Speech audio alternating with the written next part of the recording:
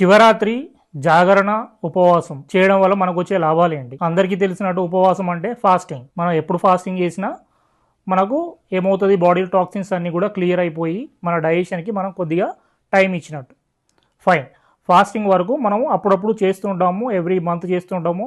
ఒక్కొక్క మతంలో ఒక్కొక్కలాగా చేస్తుంటారు ఫాస్టింగ్స్. ఇది పక్కన పెడితే జాగరణ, అసలు శివరాత్రి జాగరణ అంటే ఏంటి, దీనివల్ల మనకు వచ్చిన లాభం ఏంటి? సో జాగరణ అంటే మనం రాత్రంతా మెలకువగా ఉండి ఒక పని పైన, లేకపోతే ఒక థింగ్ పైన, లేకపోతే ఒక దేవుడి పైన, లేకపోతే నీకు ఇష్టమైన దానిపైన మనసును ఏకాగ్రతగా ఉంచుకోవడాన్ని జాగరణ అంటాం. అంతేగాని రాత్రంతా నిద్ర లేచి ఉండాలి. సో ఎందుకంటే ఈ శివరాత్రి కాబట్టి దేవుడు మనకి ఇలా చెప్పాడు కాబట్టి రాత్రంతా లేచి ఉండాలని చెప్పేసి కాన్సెప్ట్ కాదు. ఆ లేచి ఉండాలని చెప్పేసి టీవీ చూసుకుంటూ కూర్చోవడము, లేకపోతే ఏదో కొంతమంది ఇంకా వేరే వేరే విన్యాసాలన్నీ చేస్తుంటారు. సో అలాంటి విన్యాసాలు కాకుండా ఒకదానిపైన మనసును కేంద్రీకరించడం. సో అంటే ఇక్కడ శివతత్వం ఏం చెప్తుంది? అద్వైతం అంటాం. అద్వైతం అంటే ఏంటి? ద్వైతం కానిది. అంటే డబల్గా మన మైండ్ అనేది పోకుండా సింగిల్ దానిపైన మన మైండ్ కాన్సన్ట్రేట్ చేసుకోవడం. సో ఇక్కడ మీరు మార్నింగ్ పూట ఉపవాసం చేయడం వల్ల మీకు ఖచ్చితంగా బాడీలో డీటాక్సిఫికేషన్ అవుతుంది. దీంతోపాటు అలా అని చెప్పేసి కొంతమంది వాటర్ తాగకుండా కూడా ఉంటారు. ఇది డీహైడ్రేషన్కు దారితీస్తుంది.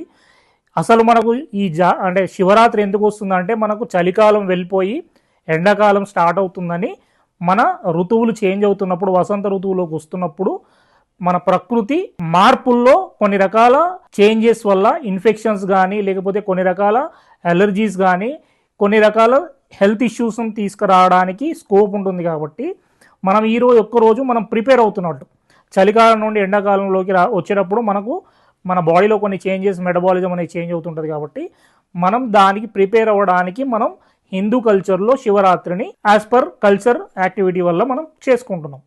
కాకపోతే మీరు ఈ టైంలో ఒకవేళ ఉపవాసం ఉన్న వాళ్ళు, కొంచెం పెద్దవాళ్ళు అనుకోండి, మీరు పళ్ళు పలహారాలు తీసుకోవచ్చు. అలా అని చెప్పి ఫ్రూట్ జ్యూసెస్ తీసుకోకండి. పళ్ళు పలహారాలు తీసుకోవచ్చు అండ్ వాటర్ తాగుతూ ఉండండి ఎవ్రీ 1-1.5 అవర్కి. లేదు అంటే లెమన్ వాటర్ కానీ, ఎలక్ట్రోలైట్స్ కానీ ఇట్లాంటివి తీసుకుంటూ మీరు మీ ఉపవాసం చేసుకోవచ్చు. ఎందుకు చేస్తున్నామంటే మన బాడీలో ఈ కొవ్వు పదార్థాలన్నింటినీ కూడా మనం క్లీన్ చేసుకునే ప్రాసెస్లో చేస్తున్నాం. మరి ఇప్పుడు జాగరణ అనేది చాలా ఇంపార్టెంట్.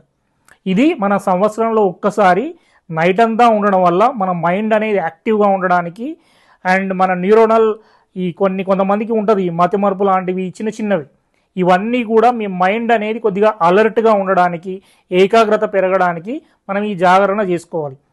సో ఇక్కడ మనం చేయాల్సింది ఏంటంటే, మనలో ఇప్పుడు శివతత్వం ఏం చెప్తుందంటే, శివుడు అంటే మనము. సో మనల్ని మనం ఉద్ధరించుకోవడానికి చేసేది జాగరణ. అంతే తప్ప శివరాత్రి కంప్లీట్గా నైట్ అంతా ఉండాలి అని చెప్పి ఏదో టైంపాస్ చేసుకుంటూ ఉండాల్సిన అవసరం అయితే లేదండి. మీరు మీ గురించి తెలుసుకోవడానికి, మిమ్మల్ని మీరు అనలైజ్ చేసుకోవడానికి, పక్క వాళ్ళతో కూర్చొని సొల్లు కబుర్లు పెట్టకుండా మిమ్మల్ని మీరు, ఎందుకంటే మనకు రోజు టైం దొరకదు మనకున్న బిజీ షెడ్యూల్లో. సో ఈ ఒక్కరోజైనా మనతో మనం రమించడానికి, మనతో మనం అంటే మనలో మనల్ని తెలుసుకోవడానికి చేసే ప్రయత్నమే ఈ జాగరణ. సో మీకు ఖచ్చితంగా దీనివల్ల హెల్త్ బెనిఫిట్స్ అనేవి ఉంటాయి. ఇది మన శాస్త్రాలు కూడా చెప్తున్నాయి. మన హిందూ కల్చర్లో ప్రతి ఒక్కటి కూడా సైన్స్కు మిళితమై ఉంటుంది. ఓం నమః శివాయ.